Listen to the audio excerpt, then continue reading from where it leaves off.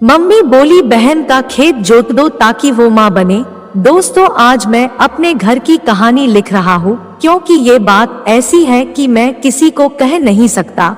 मेरे दिल पर एक बोझ बना हुआ है। मैं चाहता हूँ कि आज अपने दिल की बोझ को कम करूँ। मैं 21 साल का हूँ और मेरी एक बहन है कुसुम, जो कि 26 साल की है। मेरे घर में मैं, मेरी मम्मी और मेरे पापा तीनों रहते हैं। कुसुम दीदी की शादी हो चुकी है, वो अपने ससुराल में रहती है। मैं दिल्ली में रहता हूँ और कुसुम दीदी गाजियाबाद में रहती है।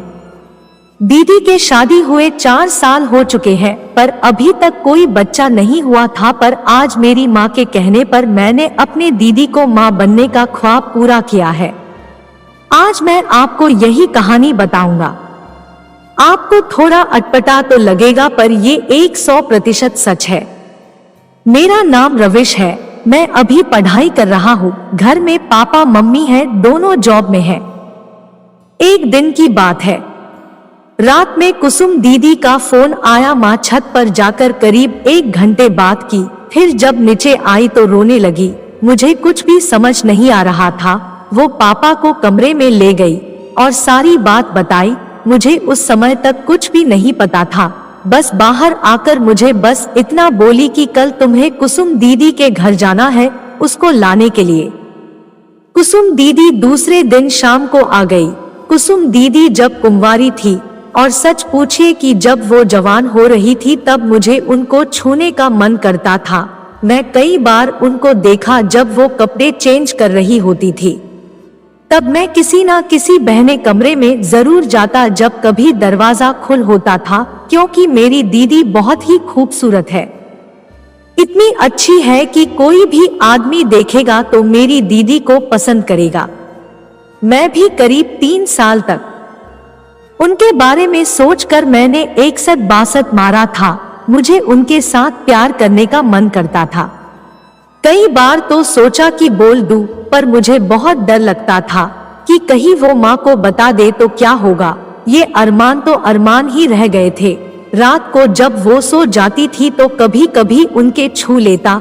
तो कहने का मतलब है कि मैं पहले से ही अपने बहन का आशिक था, पर कुछ कर नहीं पाया था। जब 3-4 दिन हो गया तो मैंने पूछा कि माँ, दीदी को क्यों बुलाए हो, वो भी इतनी जल्दीबाजी में। तो माँ कहने लगी कि उसका तुम्हारे जीजा के साथ लड़ाई हो रही थी आजकल, इसलिए मैंने सोचा कि चलो उसका दिल बहल जाएगा। फिर कुछ दिन के बाद एक दिन माँ मुझे पार्क में ले गई और बोली, देख बेटा, पापा आज नहीं है, इसलिए तुमसे एक बात कह रही हूँ।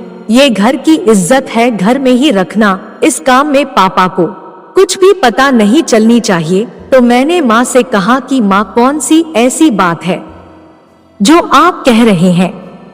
आपके लिए तो मेरी जान हाजिर है, आप मुझे बताओ प्लीज। तो माँ कहने लगी, मुझे कुसुम ने बताया है कि वो अपने पति से माँ नहीं बन सकती, दिक्कत उसके पति में है।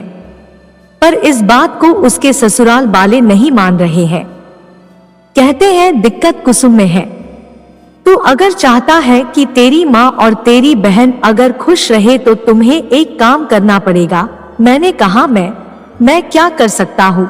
जब दिक्कत उसके पति में है तो उसका इलाज करवाना चाहिए। तो माँ बोली, वो इलाज नहीं करवाना चाहता है, वो तेरी बहन की सौतन लाना चाहता है। तो मैंने कहा, माँ हो सकता है, दिक्कत दीदी में हो सकती है। तो माँ बोली, दीदी में कोई दिक्कत नहीं है। मैंने कहा, आपको कैसे पता? तो माँ बोली, मुझे पता है। मैंने कहा, कैसे? तो माँ बोली, मैंने इसका एक बार एबॉर्शन करवा चुकी हूँ। मैंने कहा, एबॉर्शन दीदी का? बोली, हाँ, जब वो कुंवारी थी तभी वो ट्यूशन वाले सर से रिश्ता बना ली थी और प्रेग्नेंट हो गई थी। मैं तो सन्न रह गया। मैंने सोचा, बताओ, जिंदगी भर में एक सत कर काम चलाया और कोई मेरी बहन को गर्भवती कर दिया। माँ बोली, क्या सोच रहे हो बेटा?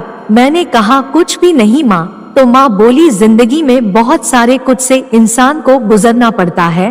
तो मैंने कहा, तो इस बात से साफ जाहिर होता है कि जीजा जी में ही दिक्कत है।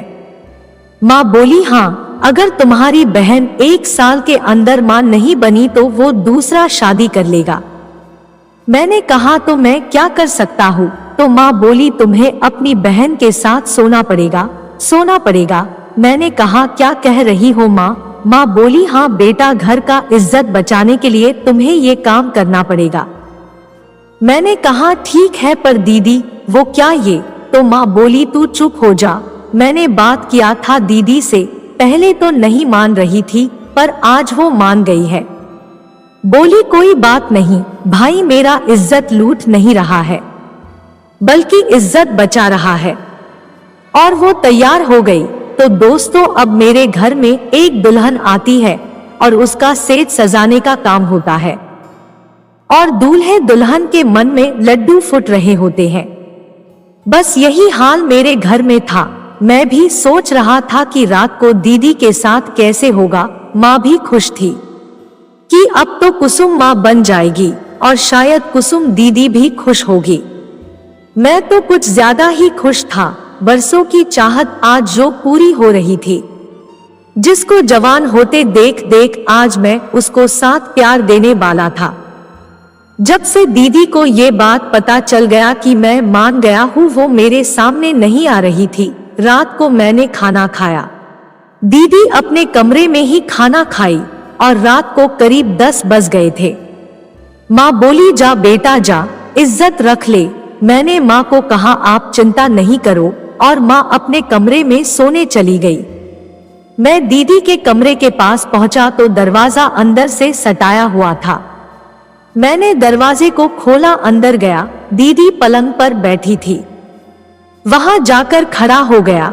दीदी मुझे देखी और बोली, क्या कहूँ, मुझे कुछ भी समझ नहीं आ रहा है। क्या ये सही है, क्या गलत है, मैं खुद सोच नहीं पा रही हूँ। पर इतना तो पता है कि अगर तुमने हेल्प नहीं किया तो मेरी जिंदगी बर्बाद हो जाएगी। मैंने कहा, दीदी आप चिंता नहीं करो, आप खुश रहोगे। और मैं पलंग पर बैठ गया और अपना हाथ दीदी के पीठ पर रखा। वो गजब की लग रही थी। वो नजर झुक ली। मैंने उनके फेस को ऊपर उठाया।